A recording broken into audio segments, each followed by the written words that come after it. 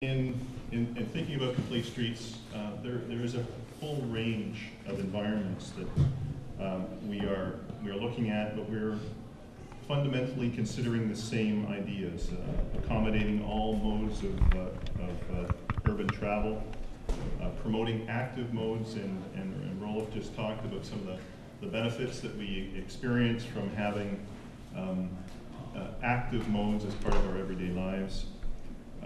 That complete streets are destinations. They're sustainable, livable, and safe.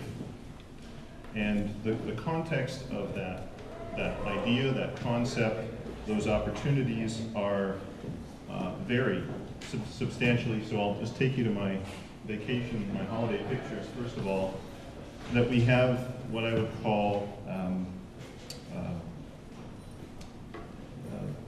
fairly significant examples of major streets or iconic complete streets, such as Times Square, Broadway in New York, Champs-Élysées in Paris. And while these are great opportunities and great examples of how we can generate places and destinations for us to live as streets, they don't represent what we see in our everyday life here. But we do have high activity areas, and that may range from each municipality, from our main streets, Bloor Street in Toronto, to Main Street in Milton, to Queen Street in Brampton. And we can strive to develop something that, for these high activity areas, is comparable, has the same elements of a destination, safe environment, and sustainable environment. But we also have low activity areas that, this is actually what we would like to see for the cyclists in the environment. It's a cyclist version of high activity areas, and hopefully we can achieve that within the city as well. But we also have lower activity areas, and areas that we often find are neglected in the designs and visions for complete streets. And we have here just some, from a transportation perspective and a traffic perspective, on the right side, what we would see as sort of our levels of service.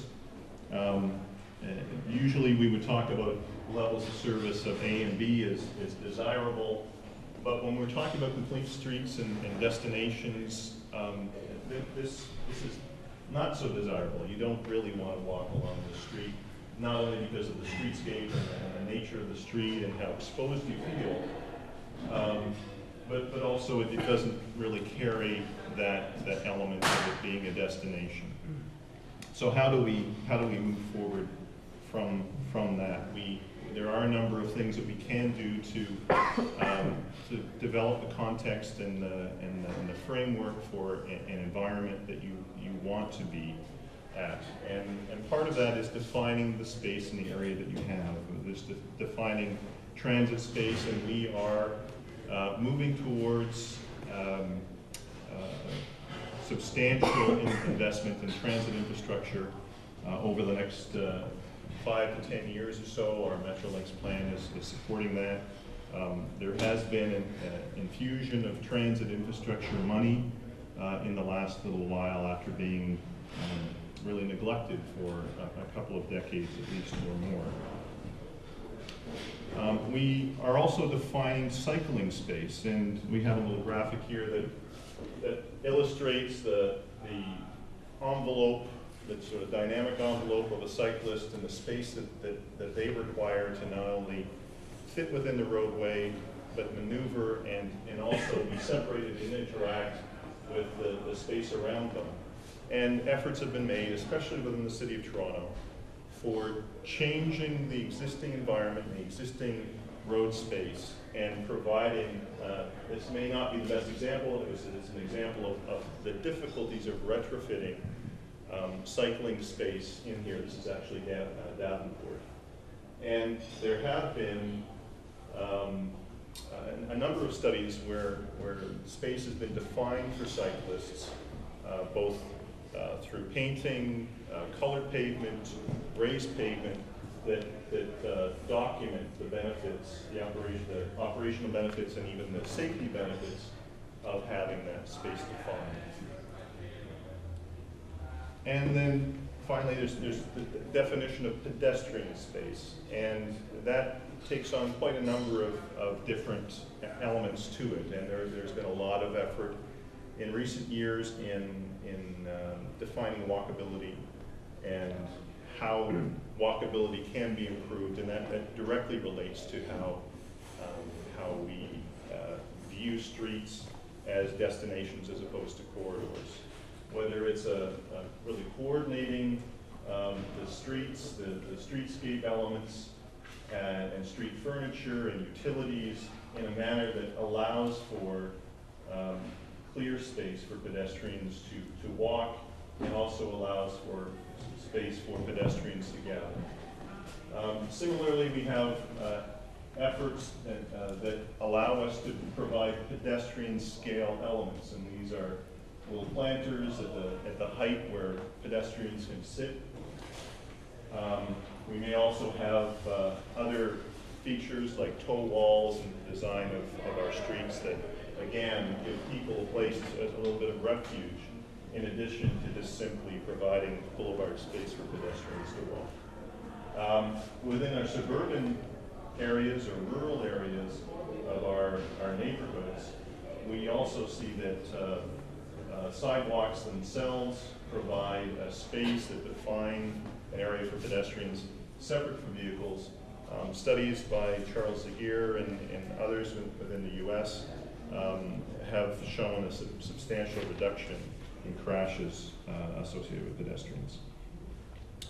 We have also seen the benefits of streetscaping as a method of providing separation and segregation between vehicles and pedestrians, and again, defining the pedestrian space. There's been work done, research done by Texas A&M University that has shown a reduction in speed and a reduction in accidents associated with streetscape elements. Recently, we have just completed, amongst a number of jurisdictions, some in the audience today, the OTM Book 15, which is the part of the Ontario Traffic Manual. There are 22 volumes of documents that are being developed in support of traffic control measures and engineering practices that support pedestrian activity and pedestrian crossings. And they provide guidelines and guidance. And they also include the concept, and they're built around the concept of walkability. There are some considerations within that document that provide direction that balance the controls of pedestrians with the opportunities of pedestrians. And while this is a guideline, it encourages jurisdictions to develop their own practices and reflect the needs of those particular communities.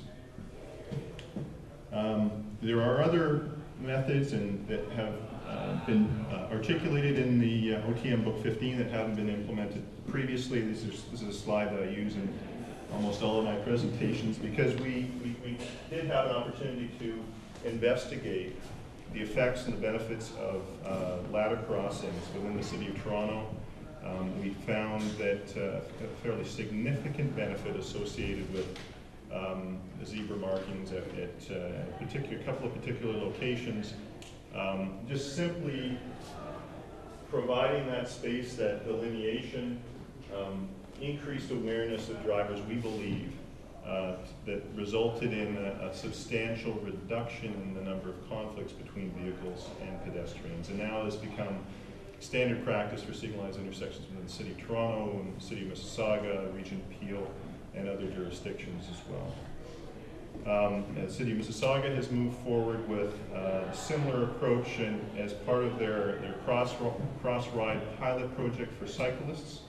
So there's sort of the before picture and the after picture, and it's an example of where cyclists were typically required under the HDA are required to dismount and walk across the street. This pilot project by the City of Mississauga has allowed another approach where, realistically a lot of people don't do that, so it helped define the controls and provide direction for both cyclists and vehicles, drivers. Okay, I'll just quickly summarize here. There are a couple of other elements that we have to take into consideration. It's both the design of our infrastructure. This is on Lakeshore in the City of Mississauga. I hate to say that, my hometown, and this is another jurisdiction, I think it's Belleville, where some of the infrastructure elements really do hinder or can hinder walkability and even the concept of complete streets, and coordinating that infrastructure is key. Also providing pedestrian accessibility. The second last slide here, I think it's the second last, is the other concept of providing network flexibility. So if you are changing streets, if you're implementing road diets, it is I think, key for the operation of the overall system to have some network flexibility. So in this example, we have Main Street in the town of Milton. There are pedestrian crossings. There are a number of them. If you squint, you might be able to see them. But the benefit of this, the narrowing of the street, the calming of the street, making it more of a complete street, is in part feasible because of the opportunities of Mary Street and 12th, the other one is on the north side, but having that network system in place. Now, there are a couple of questions that we as the speakers were asked. Do we need a complete streets policy? And if why aren't complete streets being designed as a matter of course already? My initial thought on that was that we do have a lot of those policies in place, and municipalities have made huge strides in the last 10 to 20 years in developing policies that may not use the term complete streets, but have the same elements in it, including the places to grow, big move, etc., as well as municipal plans, streetscape guidelines, etc. So we are seeing some of that occurring now. What are the misconceptions? I think there are roles that are played amongst the different participants in the development of the infrastructure and building our streets, and I think working together for a common goal and articulating that goal is key. The examples that I can look to, there are numerous that have occurred within the last 8 or 10 years in municipalities within the Greater Toronto Area. The one I like the most, because this is my alma mater, is St. George Street, just out here. There's a tremendous example of how that street has changed, and my sort of kudos to city staff who were involved in that initiative about 15 years ago today. It's a model, I think, for all complete streets. And that's it. Thank you.